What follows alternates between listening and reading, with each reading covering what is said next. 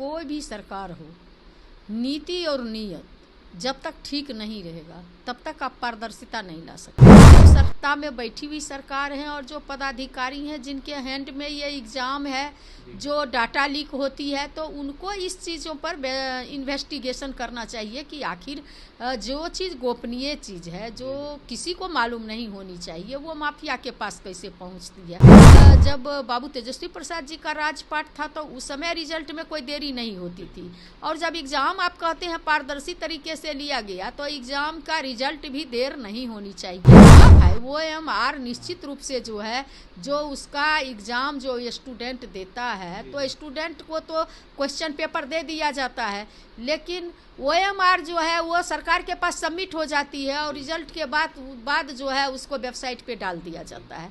तो इन चीज़ों को डाल देनी चाहिए। और इस तरह का थर्ड फेज की शिक्षक बहाली होनी है, लेकिन इससे पहले कई सारे सवाल उठने लगे हैं। क्या पारदर्शिता पूर्वक यह परीक्षा ली गई है? लगातार माफिया बिहार में सक्रिय हो गए हैं और कहीं ना कहीं अभ्यर्थियों को फोन कर पैसा मांग रहे हैं। हमारे साथ बात करने के लिए राजद MLC उर्मिला ठाकुर हैं, जुड़ेंगे, बात करेंगे। उर्मिला जी, कैसे देख रही हैं, माफिया बिहार में सक्रिय हो गए हैं, थर्ड फेज की बहाली को देखते हुए अभ्यर्थियों को फोन जा रहा है, तमाम डेटा बता रहे हैं अभ्यर्थियों का, सवाल कई सारा उठ रहा है।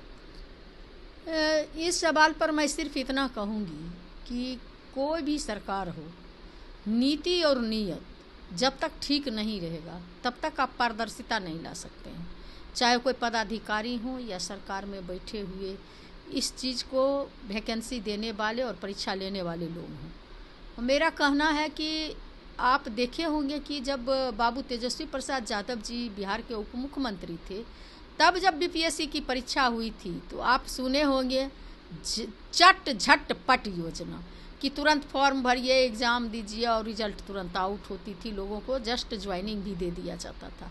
लेकिन अभी जो देरी हो रही है, एग्ज़ाम लिया जा रहा है, एग्ज़ाम के समय में भी आपने देखे होंगे झारखंड हो या बिहार हो, कई जगह जो है पेपर लीक की बात आई। तो ये सारे सवालों पर आम जनता और ख़ास करके जो विद्यार्थी, जो बेरोजगारी का आज आलम है पूरे देश में और ख़ास करके बिहार में, उससे बच्चे काफ़ी भयभीत हैं कि पता नहीं मेरे भविष्य का क्या होगा, पता नहीं मैं एग्ज़ाम दिया हूँ तो उस रिज़ल्ट का क्या होगा। ये बात वास्तविक है। और जिस तरह से आपने कहा कि माफिया सक्रिय है, तो ये चीज़ तो सरकार को देखनी चाहिए।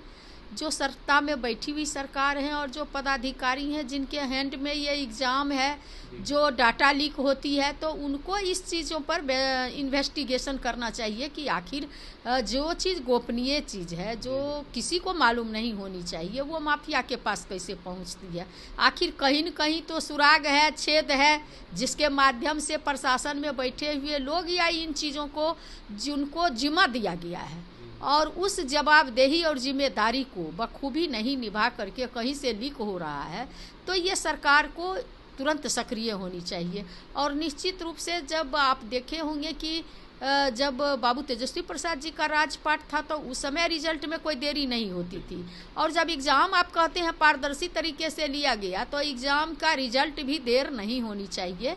सरकार को जल्द से जल्द रिजल्ट दे करके जो है जो भी इसके परीक्षार्थी हैं उसको ज्वाइनिंग देना चाहिए अगर पारदर्शी हैं तो।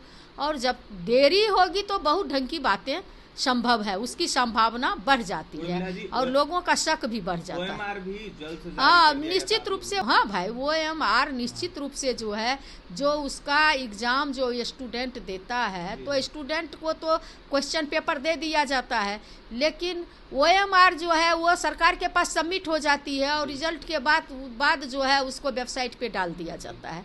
तो इन चीज़ों को डाल देनी चाहिए। अगर इस तरह का लेट होता है तो निश्चित रूप से कहीं न कहीं जो है शक के दायरे में रिजल्ट के साथ साथ सरकारें और विभाग और साथ साथ जो स्टूडेंट का शक है वो बढ़ जाती है।